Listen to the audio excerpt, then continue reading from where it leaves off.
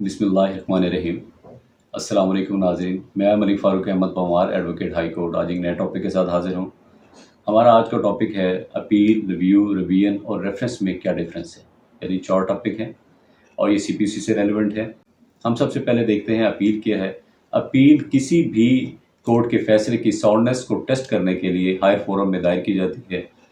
अब section 96 CPC ये कहता है कि अगर किसी और लॉ के अंदर बार नहीं है तो हर उस जजमेंट और डिग्री के खिलाफ उसकी एपलेट अथॉरिटी जो मजाज अथॉरिटी है उस कोर्ट की उसके उसमें अपील की जा सकती है उस फैसले की या उस जजमेंट या डिग्री की साउंडनेस को टेस्ट करने के लिए।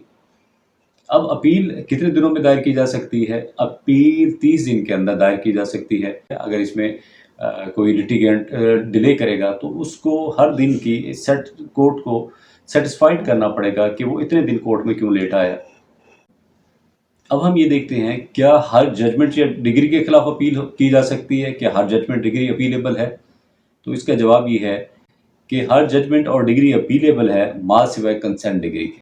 कंसेंट डिग्री वो डिग्री है जिसमें अपील दायर नहीं की जा सकती और सिर्फ इस कंसेंट डिग्री में एक पॉइंट होता है जो जिस पे वो कंसेंट डिग्री भी अपीलेबल हो सकती है और वो पॉइंट ये है कि अगर वो डिग्री क्लूसिवली ली गई है यानी धोखाधड़ी से ली गई है, जो पार्टी कंसेंट दे रही है उसको धोखे से वहाँ पे कंसेंट दिलवाई गई है या यानी जिस पार्टी ने कंसेंट देनी है उससे वो कंसेंट धोखे से दिलवाई गई है तो तब भी वो उस डिग्री को अपील में लेके आया जा सकता है। वो डिग्री कंसेंट डिग्री अपीलेबल होगी। फर्स्ट अपील थी किसी भी जजमेंट या डिग्री के खिलाफ, जिसे मैंने पहले कहा कि अपील उसकी हायर फोरम में होती है। हायर फोरम जैसे सिविल कोर्ट का हायर फोरम डिस्ट्रिक्ट कोर्ट है और डिस्ट्रिक्ट कोर्ट का हायर फोरम हाई कोर्ट है। अब फर्स्ट एपलेट अथॉरिटी से डिसाइड हो गया मैटर अपील, तो अब जो अग्रीव्ड पार्टी है अगर वो समझती है कि ये फैसला जो कोर्ट ने किया है वो कंट्रेरी टू लॉ है, अगेंस्ट द लॉ है, अगेंस्ट जिसमें क्वेश्चन ऑफ फैक्ट और क्वेश्चन ऑफ लॉ सही तरीके से कोर्ट ने डिसाइड नहीं किया, तो वो पार्टी सेक्शन 100 को अवेल करते हुए सेकंड अपील में हाई कोर्ट में उस मैटर को लेके जाती है और इसमें भी 30 डेज का टाइम है।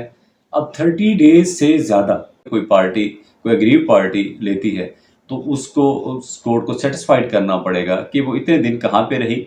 अगर एक से ज़्यादा लिटिगेंट है तो तमाम लिटिगेंट कोर्ट को सेटिस्फाइड करेंगे कि भाई इतना टाइम कहाँ गुजार के आए।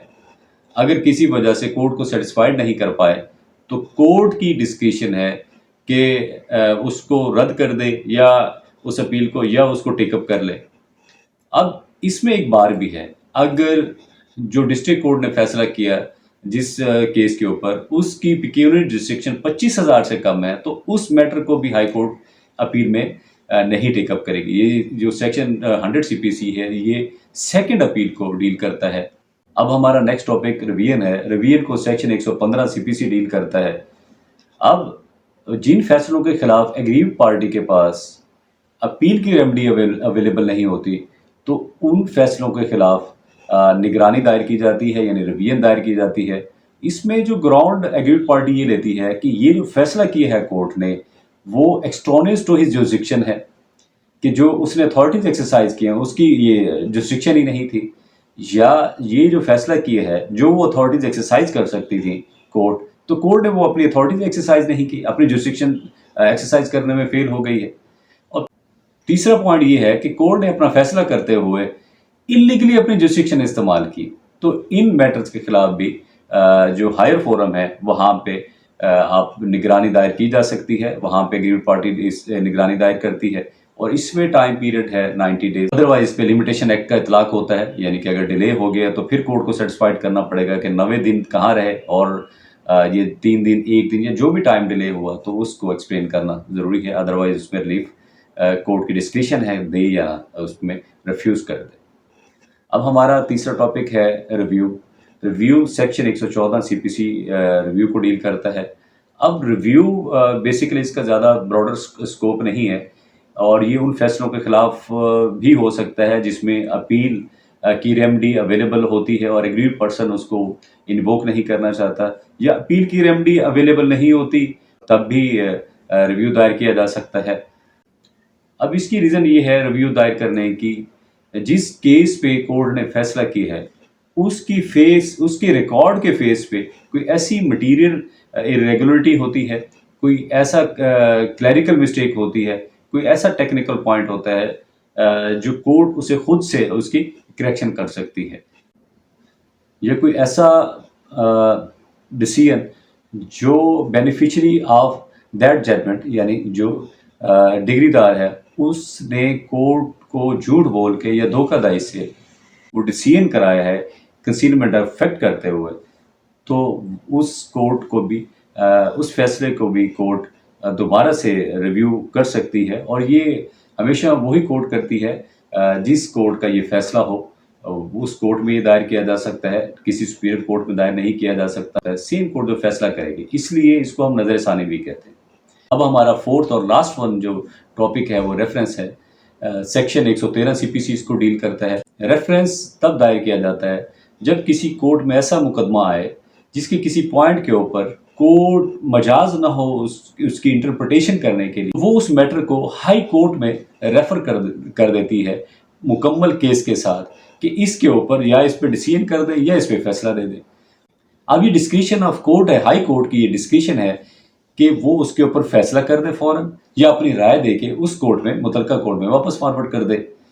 تو دونوں صورتوں میں جو ہے اس کا فیصلہ ہو جائے گا، وہ ہائی کورٹ کرے یا اوریجنل کورٹ جس نے وہ ریفر کیا تھا میٹر کو، وہ اس کو ڈیسائیڈ کرے گی۔ اب میں نے اپنی ویڈیو کے شروع میں بتایا تھا کہ کچھ آرڈر ہیں جو اپیلیبل ہیں۔